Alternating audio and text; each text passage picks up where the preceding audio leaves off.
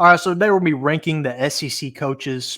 We're adding 2 new teams to this conference this year, Texas, Oklahoma. And when we get to these rankings, I'm a big fan of consistency. So just because you had one good year doesn't mean you're going to automatically be ranked in my top 5 or something. You know what I mean? So keep that in mind the further we get up this list. Let's go ahead and get started here, though. First off, number 16, Jeff Lebby. All right, Mississippi State head coach. Has the potential to jump up a bunch this year. This is just, I haven't seen him be a head coach yet. You know what I mean? So there's no telling on how he's going to do at Mississippi State. First year head coach, has had consistent success as an OC at Ole Miss, at Oklahoma. He's been successful before, so I think he'll be okay as a head coach, but we'll see. Number 15, Clark Lee. All right, Vanderbilt head coach. He's probably on the hot seat this year. Vanderbilt's not an easy place to win by any means, but he hasn't really done a good job there either.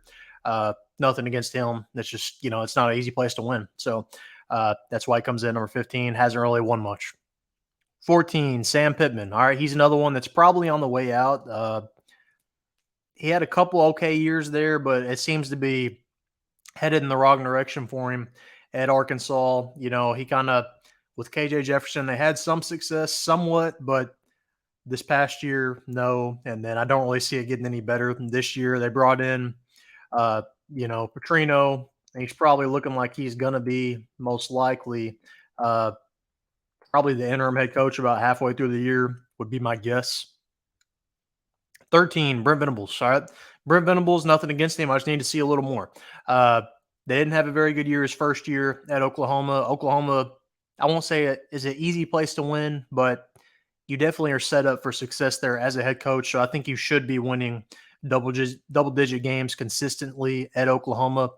And first year, didn't do that. Second year, he did. He got 10 wins. Now, I think Dillon Gabriel carried him a little bit during this year, so I'm curious to see how he'll do without Dillon Gabriel. If he can win a bunch of ball games this year without Dillon Gabriel, he'll move up this list a bunch. He was really good DC, though, at Clemson, so I think he is a good head coach. Good coach. Sometimes the coordinators don't make a good head coach, though, so we'll see. Number 12, Billy Napier. All right, he's one. I'm really surprised he has not had success at Florida. When they hired him from Louisiana, he had won a bunch of ball games. I think like 10-plus win seasons in a row. Top 25 team almost every year. And he had a lot of success there at Louisiana. So I'm really surprised he has not won at Florida. He's one that once he gets fired, he'll probably go to a group of 5 and win a bunch of ball games again. It's some of those guys are better off being group of 5 coaches than they are Power 5 coaches. And sometimes it's just not the right fit. He could eventually be a Power 5 coach again and win games, but he might just not do it at Florida. It happens all the time, and he just really hadn't had success at Florida that I thought he would. All right, number 11, Shane Beamer. All right, Shane Beamer, he had so-so success with Spencer Rattler. I kind of thought they should have been a little better. Not this past season, but the year before that. They knocked off Clemson, knocked off Notre Dame right there in that little stretch there. Had a really good run at the end of the season, and kind of I thought would set the stage for this year, but wasn't the case at all. I think he has done an okay job, though. South Carolina's not just the easiest place to win. So I think he can get things back on the right track there at South Carolina, but I'm going to need to see a little more, to move up this list. All right, number 10. All right, we're starting to get into the actually good coaches. Eli Drinkwitz. All right. He had a really good year this year at Missouri. The past 2 years before that, though, not as much.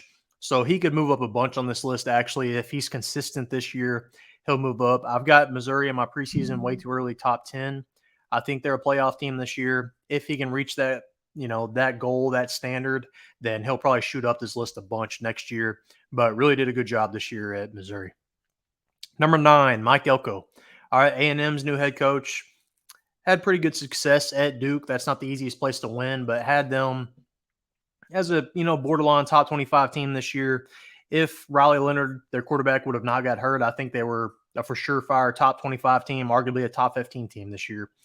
So I think Elko's a pretty good head coach. I think A&M got a solid one. Number 8, Mark Stoops. All right, so the guy A&M tried to hire before they hired Elko is the epitome of what consistency at Kentucky, I guess. Not winning a national championship there, but you're probably not expected to as the football coach at Kentucky. Has them, in that 7, 8, 9 win range every year almost. Maybe sometimes they'll get above or below that, but they're kind of reaching that 6-win pedestal every year, and he's had success at Kentucky and consistent success, I would say. So you're not going to win the SEC championship, but you're making a bowl game every year. That's not bad. Number 7, Hugh Freeze. All right. Uh, this is, if we would have went back to, his last run at Ole Miss, he would be higher on this list, but we'll see if he can get things turned around at Auburn. He's back in the SEC. Had a not very good first year, but I think things are definitely looking up here for Hugh Freeze. He's proven he can win in this conference before with his run at Ole Miss, getting them to number 1 at one point even, I think. At least top 5. I can't remember exactly. But he can win in this conference, and I think he'll get things turned around in Auburn. Number 6, Josh Heupel. Tennessee's head coach. He's actually done a pretty good job at Tennessee. Now we'll see what comes of all this crap going on right now with the NCAA.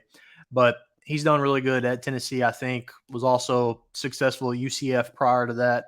But yeah, has Tennessee as a consistent top 25 team, which is pretty good because, as of late, that's good for Tennessee, I would say. You're not probably winning the national championship, but he has you consistently contending. You think back to last year, top 10 team.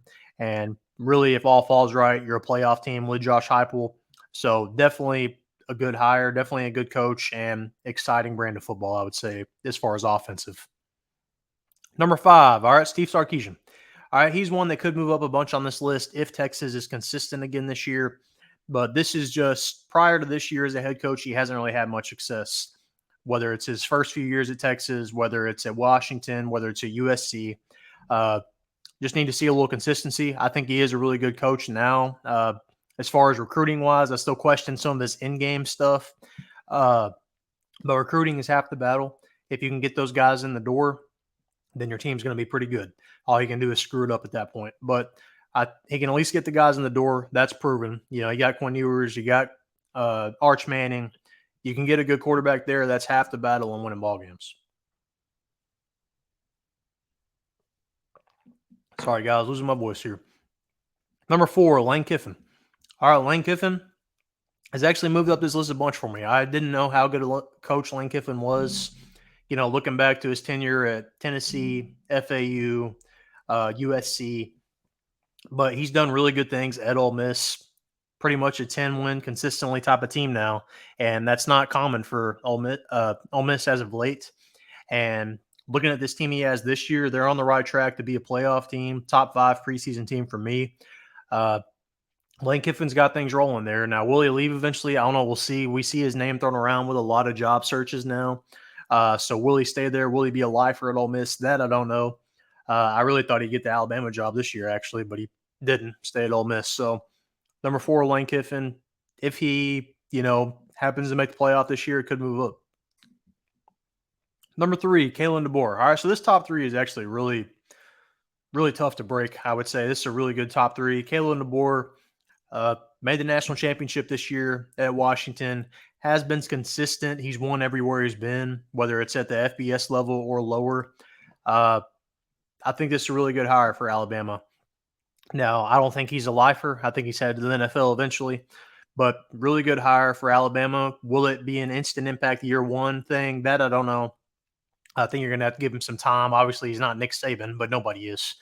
But if he can get Alabama back to the playoff, heck, he may even jump up to number 2 by the end of next year.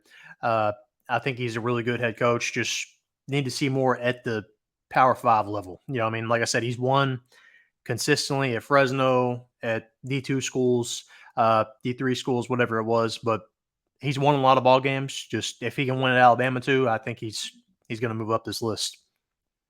Number 2, Brian Kelly. All right, so with that being said, though, it's not easy to crack this top 2.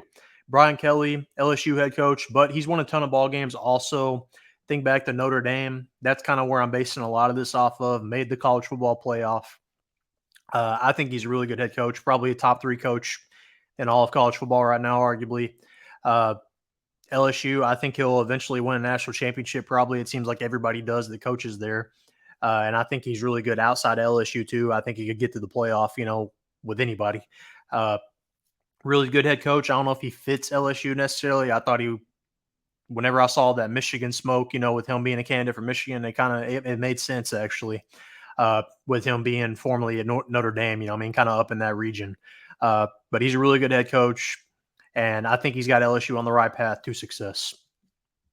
All right, number one, you know who it is, Kirby Smart. All right, Kirby Smart, best coach now in college football with Saban gone, and there's probably no argument about it. Won multiple national championships, consistent as can be as far as being a top, preseason top 3 team, top 2 team probably now every year. Kirby Smart's legit and is the guy right now. And like I said, is probably the best coach in college football, I would say. And there's really no argument about it.